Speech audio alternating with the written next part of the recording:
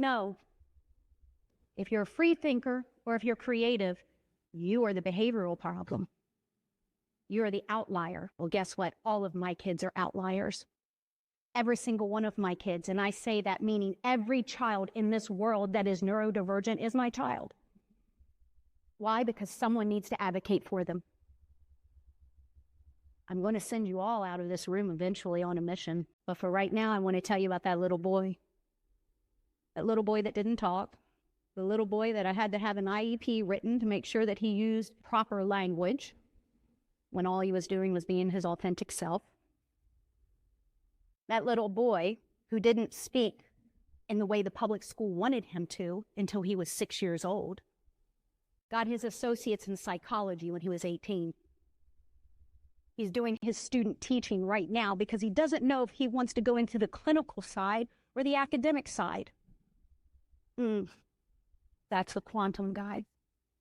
Today, I changed this entire speech because I was sitting there in that back row and I was listening to our presenters talking about taking the leap. Don't worry about those little minutiae. Take the leap, take the jump. Take the jump into healing all the generational baggage that comes on to us. Imagine our children. Then we got to hear about survivors and how they made that part of their mission and it gave them strength. And I started thinking about my kids that everyone has said are the outliers. These kids, what are they going to do? They just won't sit down. They won't listen. Sometimes we had to teach them laying down on the floor. They're our future. These are our saviors, our kids. Those kids that are sitting in the classroom that are saying, I can't sit down for 6 hours. Well, guess what? None of you all can do. Right?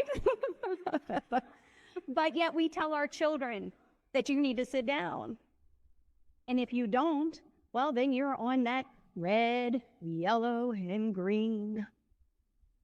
Red means you're the behavior problem. We're going to have a talk. And we're going to publicly humiliate you in front of your class. Yellow means watch out. I got my eyes on you.